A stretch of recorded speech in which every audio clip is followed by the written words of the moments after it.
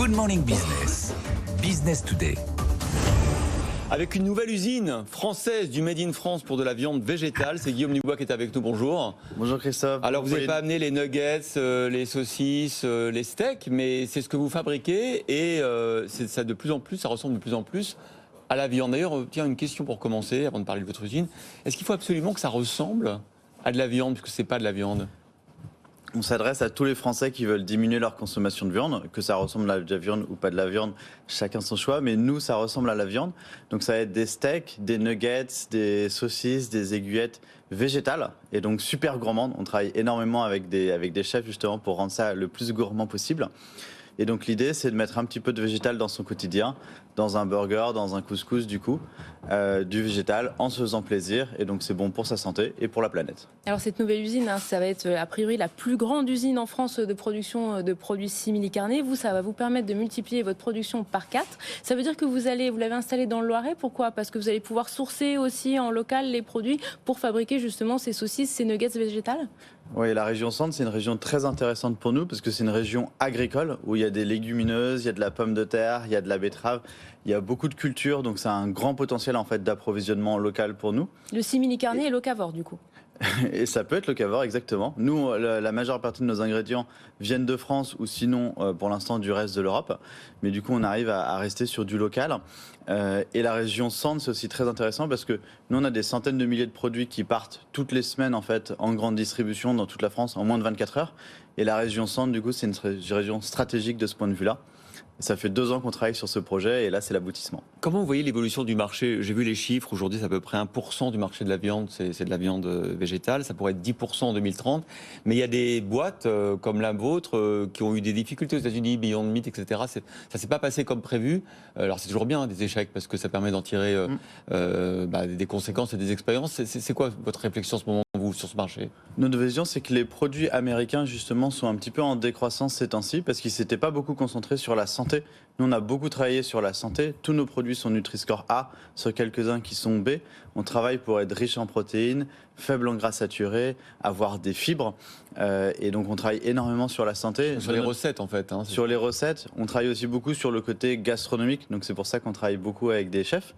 Et donc, en France, pour le coup, le marché est en croissance. 10-15% de croissance par an, en fait, en France. Mais nous, par contre, on est plutôt sur du x3, x4. C'est nous qui drivons, en fait, la croissance du marché. On est devenu l'acteur numéro 1 en fait, français des alternatives végétales maintenant. Et avec cette usine de 10 000 tonnes par an, on devient le premier fabricant français. Alors on se posait aussi la question de se dire les prix, parce que s'approvisionner local, s'approvisionner français, on parle beaucoup de la question des négociations commerciales et des prix en supermarché. Comment vous arrivez justement à proposer une offre qui soit accessible au plus grand nombre ? Les prix pour nous, c'est ultra important, surtout en cette période actuelle. Nous, aujourd'hui, on est au prix de la viande de bonne qualité. On va être, par rapport à de la viande milieu de gamme, on va être 15% plus cher. Donc maintenant, les barquettes, elles coûtent un peu moins de 4 euros. Donc c'est vraiment accessible, c'est pour 2 ou pour 3, donc c'est vraiment accessible. Et justement, cette usine, c'était important pour nous. On avait anticipé en fait la venue de cette usine. Et même dans cette période d'inflation, on a réussi à baisser un tout petit peu le prix pour les consommateurs, même en la période d'inflation. Grâce à quoi ? Grâce à l'arrivée de l'usine, justement, parce qu'on optimise beaucoup mieux nos process, parce que du coup, les lignes sont internalisées. En massifiant ? On massifie, on optimise le process.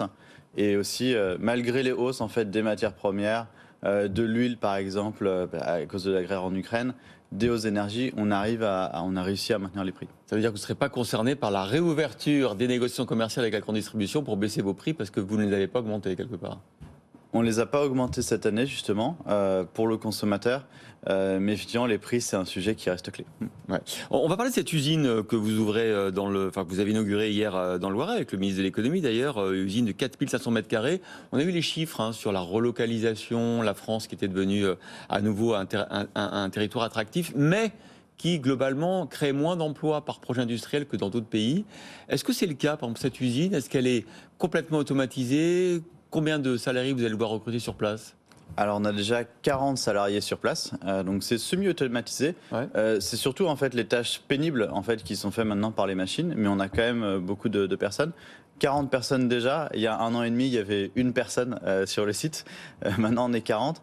On va recruter jusqu'à une centaine de personnes sur le site. Donc, c'est énormément de débouchés. C'est une friche industrielle en fait qu'on a repris, qui était à l'arrêt en fait depuis 4 ans. Ils faisaient des blénies avant dans cette usine. C'était déjà une usine d'agro. C'était une usine agroalimentaire, mais qu'on a dû revitaliser énormément. On a fait des énormes travaux. Et justement, la belle histoire pour nous, c'est qu'on a réussi à reprendre quelques personnes qui travaillaient sur ce site il y a 4 ans, qui s'étaient arrêtées, et qui sont revenues en fait sur notre site 4 ans après, quand ça a redémarré avec nous. On sait que justement, beaucoup de gens se mettent à consommer vos produits pour essayer de baisser leur empreinte carbone en consommant moins de viande ou en n'en consommant plus du tout. Est-ce que quand vous avez conçu ce projet d'usine, vous avez imaginé aussi de l'économie d'eau, le fait d'en faire une usine qui soit le plus verte possible ? Le côté environnemental, c'est au cœur de notre projet. C'est le point de démarrage en fait de notre projet. On a fait une analyse de cycle de vie justement indépendante, donc c'est pas par nous.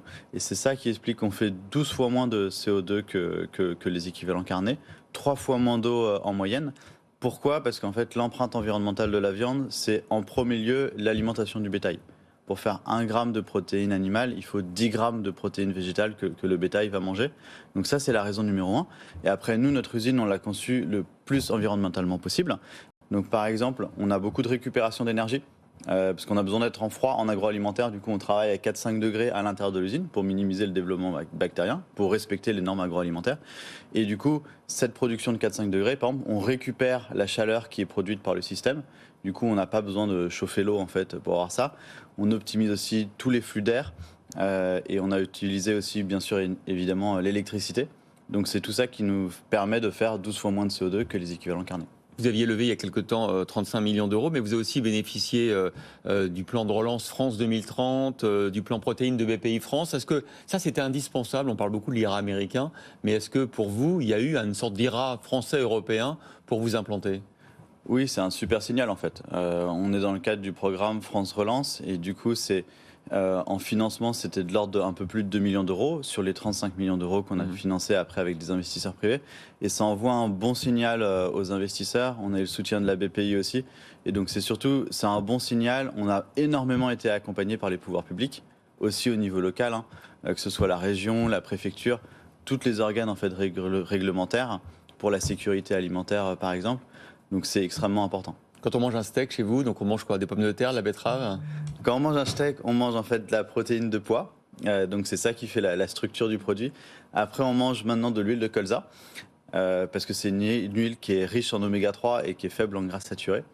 On mange des fibres et puis on mange un petit peu de betterave aussi pour la couleur. Merci Guillaume Dubois, cofondateur d'Apivore, d'avoir été notre invité ce matin.